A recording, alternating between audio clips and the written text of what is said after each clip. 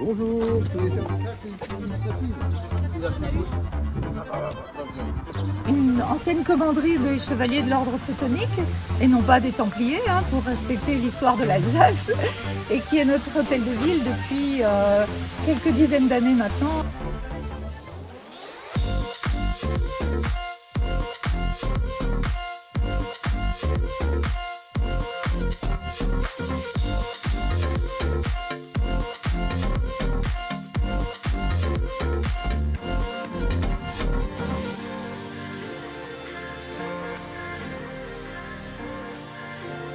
Bonjour à tous, aujourd'hui on se retrouve dans la 68.5 dans la circonscription de Régis-Bachung. On va directement retrouver à tout à l'heure.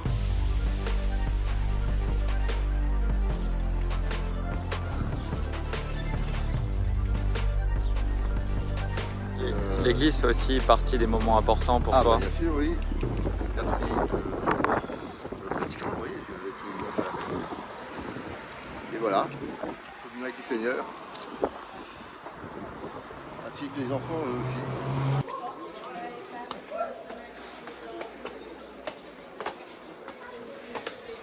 Encore des travaux à faire. Bien sûr, une restauration accrue Restauration. qui devrait être faite parce qu'on est quand même sur une place principale de Mulhouse, donc même Voilà. touristiquement. Exactement, oui. Là on a accès à la... Et la municipalité n'a pas de priorité n'a pas mis priorité en fait. Voilà.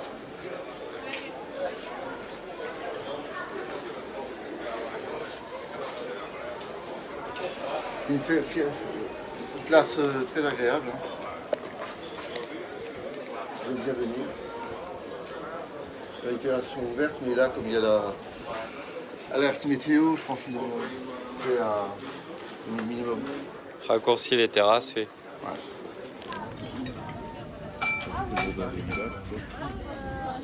Ah ouais, c'est... On est bien nourris en Alsace, on va pas se le cacher. Donc là, on est en direction de quelle ville? On va m'offrir le bas, faire le boitage avec les militants. Avec les militants. Voilà. Donc Morchier-le-Bas est une des plus petites villes, en parenthèse. C'est une commune de l'agglomération sud de Mulhouse qui vote pas mal pour nous. Aux législatives, on fait 6%. C'est pas mal. Oui, Et, électoralement, c'est intéressant. Voilà, donc on vient rappeler à nos électeurs il y a 5 ans que on est toujours là. Voilà. Ouais. On est toujours là et on a surtout un projet politique pour eux. Nous avons un projet politique toujours très clair sur la sortie de l'Alsace du Grand Est. Ça ne fait pas un projet politique à lui tout seul, c'est aussi la collectivité à statut particulier que nous vivons l'Alsace, avec un maximum de compétences, éducation, santé. Et plus particulièrement à Morchuller, on parlait des transports. Ils ont un besoin net de transport du côté de Morchuller, un accès plus facile vers le centre-ville. Mais de toute façon, le plan de transport de Soléa pour le moment, c'est pas top pour les gens de Morchuller. Donc voilà, l'accès au centre-ville, c'est bien sûr prioritaire. Utiliser le maximum de transports doux, bus, beaucoup de bus sont à gare aussi à Mulhouse. Voilà. Il faut aussi que nous sortions de tout bagnole, qui était encouragé par l'État français pendant ces 50 dernières années, pour passer à d'autres types de transports moins polluants, plus respectueux de la planète, pour limiter le plus possible les gaz à effet de serre et le réchauffement climatique. Voilà, on voit ici des bâtiments construits sur des terres agricoles. Moi, je suis opposé à ce qu'on bâtit sur les terres agricoles, déjà qu'il nous en manque beaucoup, qu'on a des problèmes d'approvisionnement en blé, en céréales.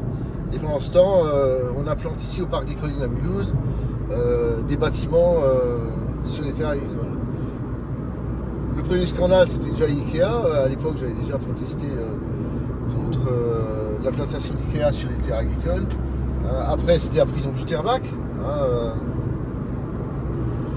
Et maintenant, nous étant le Parc des Collines, toujours sur les terres agricoles, alors qu'il y a des friches industrielles importantes dans la région mulhousienne, notamment du côté des mines de potasse, des anciennes mines de potasse d'Alsace.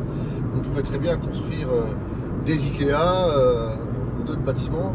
Mais voilà, le tout c'est que ces personnes-là ne veulent pas payer pour la dépollution. Toujours le même problème en fait. C'est le problème, beaucoup se disent défenseurs de l'environnement, mais quand il s'agit d'implanter des usines et des centres commerciaux, tous ces élus-là, ils disparaissent. Regardent les chaussures et donnent des permis de construire.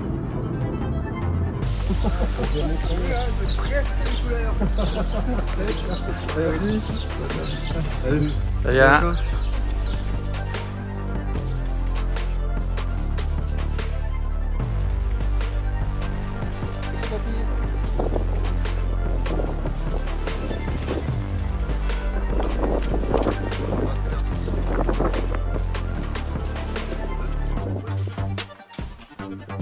Et voilà,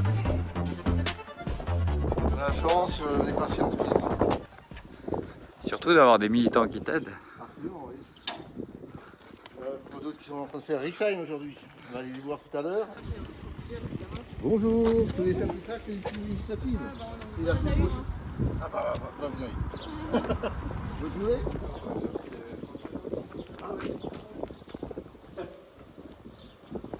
Selon toi, c'est quoi les priorités, je dirais, dans cette circonscription, qui est plutôt urbaine dans l'ensemble? La formation, l'apprentissage des langues, commencer avec les nouvelles générations à faire de l'allemand immersif à l'école, de manière plus soutenue qu'actuellement, développer le réseau ABCM. Il y a ces dispositifs qu'on peut aussi mettre en place par la voie législative, impliquer. Ça impliquera après les habitants, ça leur permettra aussi d'avoir les outils pour sortir de cette situation. Alors, c'est vrai que j'ai une expérience en matière de santé publique, puisque je suis une ancienne de l'ARS d'Alsace que j'ai quittée parce que j'étais plus vraiment d'accord avec la manière dont travaillait l'ARS, qui est une préfecture, il faut bien dire ce qu'il y a, c'est une préfecture dirigée par un préfet sanitaire, mais qui prend ses ordres à Paris. Et je pense qu'avec la crise du Covid, nous avons bien vu que ça ne fonctionnait pas du tout, que ce système centralisé ne fonctionnait pas, mais ne fonctionnait surtout pas à l'échelle d'un territoire grand comme le Grand Est. Donc la première chose à faire, bien sûr, c'est de reprendre la main sur la santé au niveau d'une région qui y aurait la taille de l'Alsace et de recréer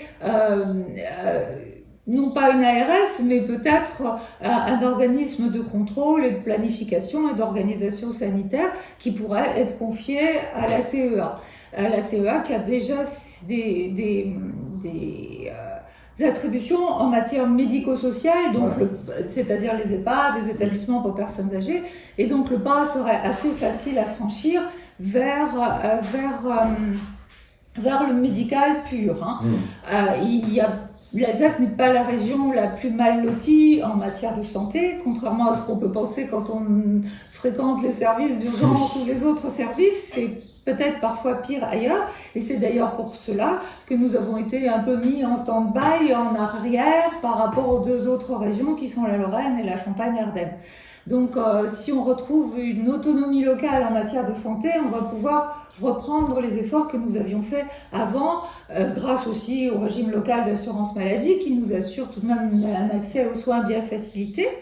Que faut-il faire? Il y a le problème des déserts médicaux et il ne suffit pas de dire qu'il faut faire venir des médecins, il faut vraiment y réfléchir. Je pense qu'il faut revoir le statut des médecins. Même s'ils passent pour des nantis, de mon expérience et de celle de tous mes confrères, ça reste un métier difficile, Pour vous citer un exemple tout bête, tout récemment, et 48 heures avant le week-end de l'Ascension, une de mes collègues généralistes dans le secteur a été réquisitionnée pour faire de la régulation au SAMU 48 heures avant un week-end où elle comptait partir. Ça a donné un tollé général chez la plupart des médecins généralistes du secteur qui ont même menacé de fermer leur cabinet. Donc je veux dire, tant qu'on traitera les médecins avec aussi peu de respect de leur vie privée, de leur vie personnelle, tant qu'on leur imposera des impôts paperasse, tant qu'ils seront en permanence menacés de sanctions par la Sécu dès qu'une ordonnance dérape un petit peu, je veux dire, les vocations seront de plus en plus difficiles à susciter, d'autant plus ce sont des études longues, difficiles, avec des responsabilités importantes. Où est-ce qu'on se retrouve maintenant? C'est quoi le nom du lieu? C'est l'hôtel de ville de Rixheim,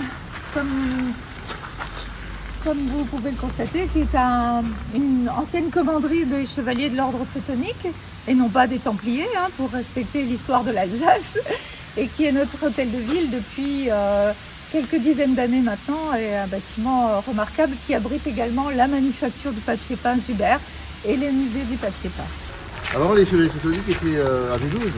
Ils ont été chassés par la réforme. C'est pour ça qu'ils sont installés à Rixheim. Ils sont installés ici. Voilà. À l'origine, c'était une ferme qui était destinée à les faire, à leur assurer des subsides. Et puis, au XVIIIe siècle, cette maison a été construite. Rachetée ultérieurement par les Zuber, qui ont produit leur fameux papier peint, qui est mondialement connu. Donc, il y a un exemplaire aussi à la Maison Blanche, notamment. Et c'est aussi une des grandes fiertés de Rixheim. D'ailleurs, les établissements d'hiver sont encore là-bas. La manufacture existe toujours et produit toujours le papier peint à la manière dont il a été produit au XIXe siècle, c'est-à-dire impression à la main, planche par planche. On finit cette journée à Rixheim, qui est dans la circonscription de la 68.5. Je te remercie pour cette journée qui fut bien chargée, divers boitages, diverses actions. C'est une campagne qui a été très riche dans cette ville urbaine. Absolument. Je te souhaite le meilleur, Régis, mais tout d'abord, j'aimerais te laisser un peu le mot de la fin. Donc, le mot de la fin, c'est on a fait le tour de la circonscription. J'ai vécu dans les 3 cantons de la circonscription. Et je souhaite que les habitants de Mulhouse aient bien entendu mon projet et qu'ils portent leur voix sur ma candidature et qu'ils m'envoient à l'Assemblée nationale pour faire une belle chose, c'est Soga, Grand Est, à Vac. Je te remercie, Régis, et j'appelle tous les Alsaciens et tous les électeurs de la 68.5 à voter pour Régis Bachung le 12 et surtout le 19 juin pour rejoindre tes autres collègues de Unserland à l'Assemblée nationale. Voilà. Merci encore, Régis, et je te souhaite le meilleur. Merci et à bientôt. Merci à vous tous, on se retrouve directement dès demain avec Bruno Jacqui. Bonne soirée.